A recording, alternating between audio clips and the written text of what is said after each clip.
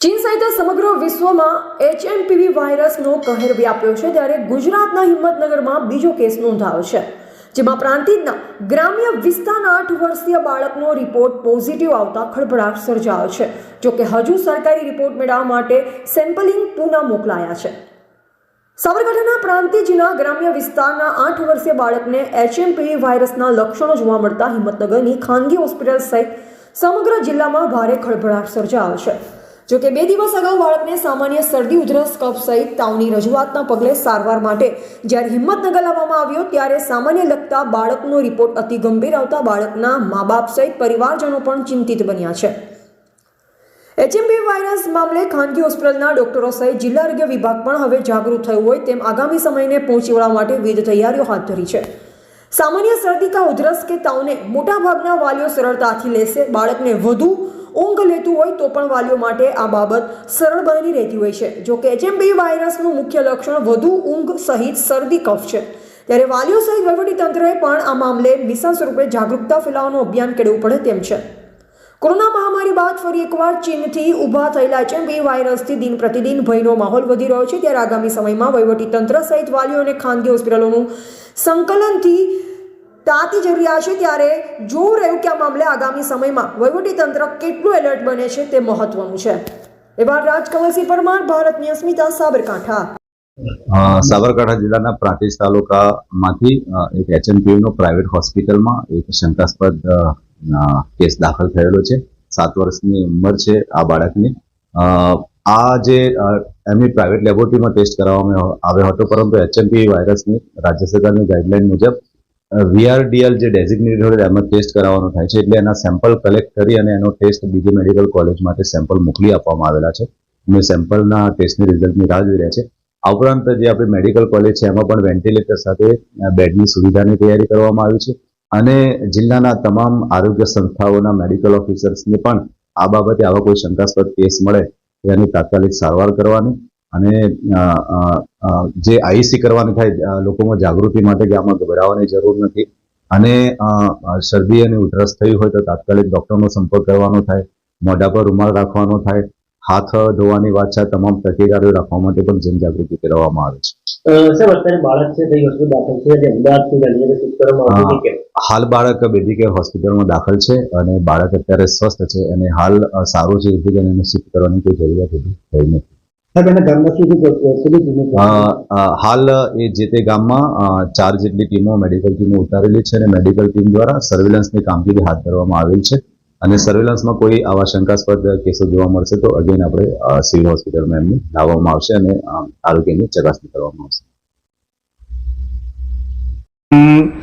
કાલે સાબરકાંઠા જિલ્લામાં પ્રાઇવેટ હોસ્પિટલમાં દાખલ એક 8 વર્ષનું બાળક ની પ્રાઇવેટ લેબમાંથી પોઝિટિવ રિપોર્ટ આવી છે, પણ એને કન્ફર્મ કરવા માટે પણ આગળ ફરીથી લેબ ટેસ્ટિંગ માટે મોકલાયેલા છે અને એવા જે બાળકો આવે એમની પણ પૂરેપૂરતી સારવાર થઈ શકે એના માટે સિવિલ હોસ્પિટલ હિંમતનગર પૂરેપૂરું તૈયાર છે। એના લાગતી જે વેન્ટિલેટર, ઓક્સિજન કે દવાઓની સુવિધા છે એ અહીંયા ઊભી કરેલી છે। એના આઇસોલેશન વોર્ડ્સ પણ ઊભા કરેલા છે।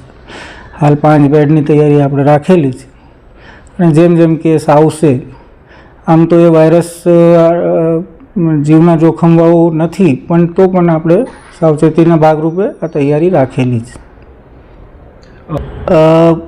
જેને પણ શરદી, ઉધરસ હોય કે તાવ આવતું હોય એ તાત્કાલિક ઘરે જ સારવાર કરવા કરતાં ડૉક્ટરનો અભિપ્રાય લે। એને જે શરદી ઉધરસમાં આપણે સામાન્ય સાવચેતીઓ રાખીએ કે રૂમાલ બાંધીએ, ખુલ્લામાં છીંક નહીં ખાવી, કારણ કે આ વાયરસ નાક અને મોઢામાંથી નીકળેલા કણથી થાય છે, તો એટલું ધ્યાન રાખશું તો પણ આ વાયરસની, કારણ કે આ વાયરસ 2001થી માણસોના શરીરમાં છે। દર વર્ષે થોડા કેસ થાય છે, આ વર્ષે પણ આવ્યું છે, પણ આપણે સાવચેતીના ભાગરૂપે એની આખી કેર કરશું।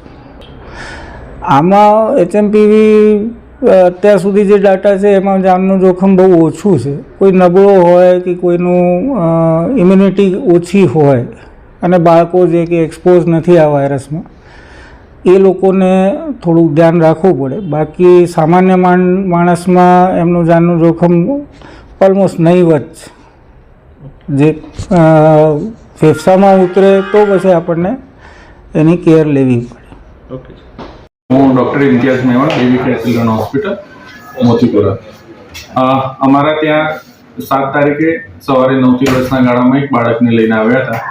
બાળકનું નામ સંદેશજી મકવાણા છે, લીમલા ગામનું છે, પ્રાંતિજ. બાળક એકદમ ગંભીર કન્ડિશનમાં લઈને આવ્યા હતા. બાળકને બહુ શ્વાસ લેવામાં તકલીફ પડતી હતી, જેથી પ્રાઇમરી ધોરણમાં એનું ઓક્સિજન લેવલ 60 થી 70% જ આવતું હતું ઓક્સિજન ઉપર, એટલે વેન્ટિલેટર પર મૂકી એનો તરત એક્સરે પાડ્યો. તો એક્સરેમાં બંને ફેફસામાં સિવિયર ન્યુમોનિયા જણાતા અમને, ને આ ચાઇનાવાળો વાયરસ અહીંયા પ્રસરેલું છે કે નહીં એ જોવા માટે અમે સેમ્પલ મોકલ્યું. તો સેમ્પલ 7 તારીખે બપોરે 3 થી 4ના ગાળા મોકલ્યું હતું, જે ગઈકાલે 8 તારીખે બપોરે 4 વાગ્યાની આસપાસ પોઝિટિવ આવ્યું, જેથી અમે એની CDHOને જાણ કરી છે. બાળક અત્યારે વેન્ટિલેટર પર છે. બાળકના બંને ફેફસામાં સિવિયર ન્યુમોનિયા છે. વેન્ટિલેટર ઉપર જે દિવસે લઈને આવ્યા હતા એ દિવસ કરતાં આજે થોડી કન્ડિશન 10-20% સુધારા પર છે. ઓક્સિજન લેવલ મેન્ટેન કરે છે, પણ હજી ન્યુમોનિયા તો છે જ. એટલે ગંભીર કહેવાય, જે પ્રમાણે બાળકની શોર્ટ હિસ્ટ્રી, એક જ દિવસમાં બાળક આટલું બધું સિરિયસ થઈ ગયું, જેથી લોકોને સાવચેતી રાખવા જરૂરી છે. કેવા પ્રકારના લક્ષણો હોય ને કેવા પ્રકારની સાવચેતી રાખવી જોઈએ? બાળકમાં આમાં નોર્મલી શરદી ખાંસી તાવનો જ વાયરસ છે આ, પણ એમાં જો શરદી ખાંસી નોર્મલ હોય તમે ટ્રીટમેન્ટ લઈ લો, પણ જો એથી બી ના માટે બાળકને તાવ બહુ પુષ્કળ રહે, શ્વાસ લેવામાં તકલીફ પડે, ફીડિંગ નાનું બાળક હોય તો કદાચ ફીડિંગ ના લે, રો કરે, રગવા બહુ કરે, ઊંઘ વધારે કરે, તો તરત જ હોસ્પિટલને ડૉક્ટરને બતાવી દેવું. સાવચેતી શું રાખવી? સાવચેતીમાં તો મેન તો કેવું, નાના બાળકોમાં વધારે પડતો પ્રસરે છે, તો જે મોટા માણસોને કોઈને બી શરદી ખાંસી હોય તે બાળકોથી દૂર રાખે. નાના બાળકોમાં જે બી ટચ કરતું હોય એ બધા હેન્ડ વોશિંગ કરે, અને બાળકને બી ખાસ જે 2 વર્ષથી ઉપરના હોય એમને હેન્ડ વોશિંગ કરે. માસ્ક પહેરાવવું હોય તો કદાચ એક બાળકને ઇન્ફેક્શન લાગ્યું હોય તો એને માસ્ક પહેરાવી દે, અને બીજા બાળકોથી કોન્ટેક્ટથી દૂર રાખે, અને સાવચેતી આ રીતે રાખે કે લિક્વિડ જેટલું બને એટલું વધારે આપે. તાવ જો કંટ્રોલમાં ના આવે તો તરત ડૉક્ટરને બતાવે. અને શ્વાસ લેવામાં જો બી તકલીફ પડે તો બાળક ફટાફટ શ્વાસ લે છે, શ્વાસ લેવામાં છાતીમાં ખાડા પડે છે કે એવું કંઈ બી લાગે, ફીડિંગ લીધા પછી તરત ઉલટી કરી નાખે છે, તો તરત જ બતાવું ડૉક્ટરને. આ ગંભીર ચિહ્ન કહેવાય, ગંભીર લક્ષણ કહેવાય.